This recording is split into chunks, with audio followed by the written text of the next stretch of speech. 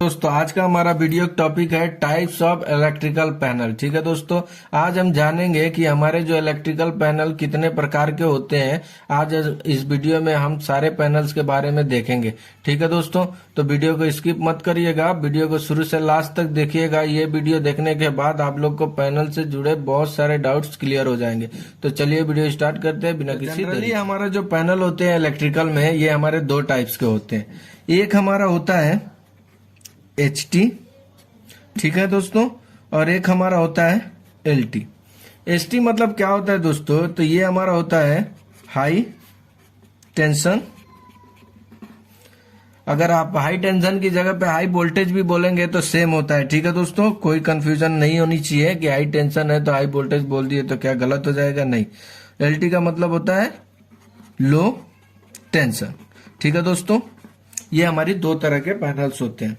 ठीक है, HT का मतलब क्या होता है दोस्तों, जो हमारी 11 kV, 33 kV, 66 kV, ये जो हमारी जितनी भी वोल्टेज आती हैं जो 11 kV के ऊपर की होती है, वो सब हमारी HT लेवल की वोल्टेज होती है और HT पैनल होता है। ठीक है दोस्तों, अब हमारा LT पैनल क्या होता है, तो ये जो हमारी 440 वोल्ट, 250 वोल्ट, ये सब जो हमारी वोल्टेज होती है ये हमारी LT वोल्टेज होती है और LT में आती है।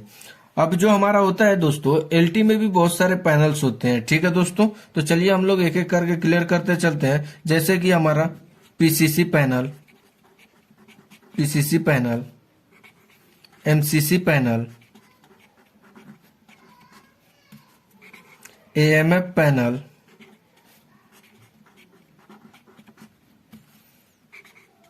APFC panel, DG synchronous panel. ठीक है दोस्तों, ये PCC का मतलब क्या होता है, PCC का मतलब ये हमारा है पावर कंट्रोल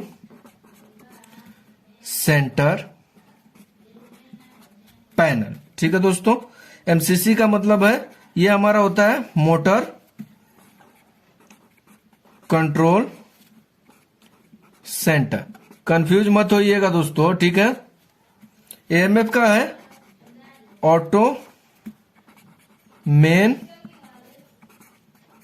फेल्यूर पैनल। ठीक है दोस्तों, ये APFC का मतलब होता है हमारा auto power factor correction panel. ठीक है दोस्तों, और ये हमारा और अच्छे से हम लोग एक एक पैनल के बारे में हम लोग जान लेते हैं।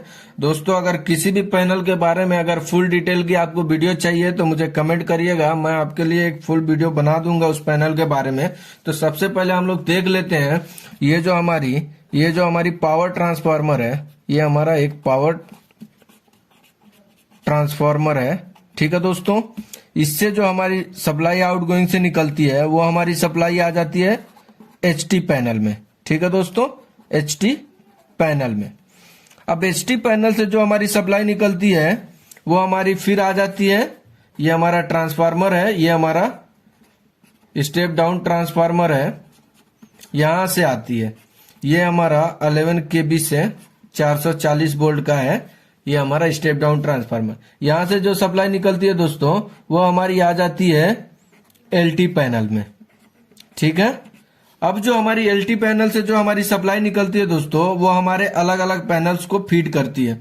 जैसे कि हम लोगों ने देखा, एक हमारा चला जाता है PCC में, एक हमारा हो जाता है MCC में, एक हमारा होता है APFC पैनल में, और एक हमारा होता है AMF पैनल में।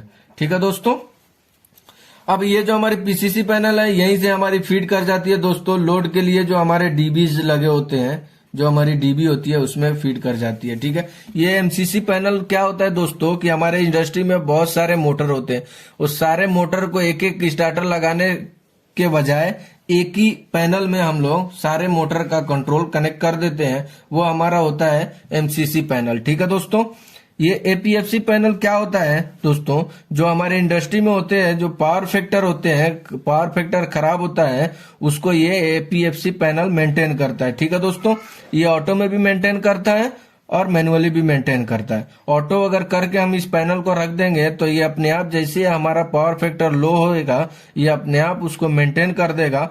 और मैनुअली होगा तो हम लोगों को मैनुअली जाके एक एक कैपेसिटर को ऑन करके मेंटेन करना पड़ता है। ठीक है दोस्तों, ये जो हमारा होता है एमएफ पैनल, ये हमारा एक तरह का चेंज ओवर भी बोल सकते हैं। ठीक है दोस्तों, इसमें क्या होता है, जो हमारी सप्लाई आ रही है, इसको और अच्छे से समझ लेते हैं। तो एग्जांपल के लिए ये हमारी जो सप्लाई आ रही है, ये हमारी नॉर्मल सप्लाई है, ये हमारी नॉर्मल सप्लाई है। और इधर हमारी जो होती है दोस्तों, वो हमारी डीजी की सप्लाई होती है, जो डीजी सेट से निकल के आता है। एक हमारा इधर ऐसा स्विच लगा होता है। जैसे ही हमारा नॉर्मल सप्लाई फेल होता है तो एमएफ पैनल से इंडिकेशन मिल जाता है, डीजी को कमांड देने लगता है कि डीजी स्टार्ट हो जाए।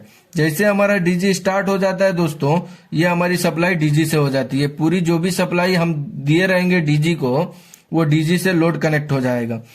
फिर जैसे ही हमारा नॉर्मल सप्लाई आएगा, ये एमएफ पैनल में इंडिकेशन आएगा कि अब डीजी को बंद कर देना चाहिए। तो ये क्या करेगा दोस्तों, ये हमारे डीजी को ऑफ कर देगा, पावर सप्लाई को कट करेगा। कुछ टाइम के लिए डीजी अपने आप बिना लोड की चलेगी, उसके बाद से अपने आप बंद हो जाएगा। ये जो पैनल होता है दोस्तों, इसको हम लोग ऑटो और मैनुअली दोनों में ऑपरेट कर देते हैं।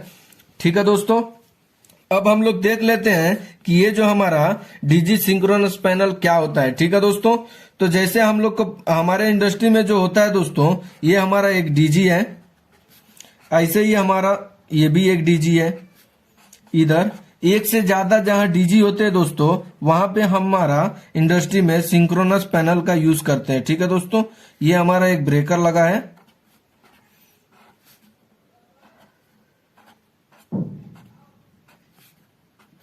ये हमारी सप्लाई एक ही से कनेक्ट है, ये हमारी डीजी है। जैसे ही हमारी सप्लाई चली जाती है, वैसे ही क्या करेगा दोस्तों, ये हमारी जो डीजी है वो ऑन हो जाएगी। ये हमारी एक डीजी ऑन होती है। फिर जैसे ही उस डीजी को पता लगता है सिंक्रोनस पैनल से कि एक डीजी से ये लोड कंप्लीट नहीं होएगा, तो वो कमांड देता है कि ये दूसरा डीजी भी ऑन हो जाए। ठीक है, तो जैसे ही हमारा दूसरा डीजी ऑन हो जाता है दोस्तों, ये दोनों डीजी मिलके लोड को डिस्ट्रीब्यूट कर लेते हैं। अगर ये दोनों डीजी से उस लोड डिस्ट्रीब्यूट नहीं होता है, तो ये फिर कमांड देता है कि आगे की डीजी को स्टार्ट करने के लिए। ठीक है दोस्तों, ये इसी के लिए हम लोग सिंक्रोनस पैनल का इस्तेमाल करते हैं कि हमारे जो डीजी होते हैं, एक से ज्यादा जो डीजी होते हैं हमारे इंडस्ट्री में, उसको लोड के हिसाब से कमांड देना कि हमारी कौन से डीजी पे कितना लोड चलना चाहिए, उसके हिसाब से ये सिंक्रोनस पैनल काम करता है। ठीक है दोस्तों, अगर आपको किसी भी पैनल के बारे में फुल वीडियो चाहिए तो आप मुझे कमेंट में कमेंट करिएगा, मैं एक वीडियो बना दूंगा। ठीक है दोस्तों, तो आई होप कि आपको इस छोटे से वीडियो में जरूर कुछ सीखे होंगे। कुछ सीखे तो दोस्तों लाइक करके बताएं, और चैनल पे नए हैं तो सब्सक्राइब करें। ठीक है दोस्तों, थैंक यू।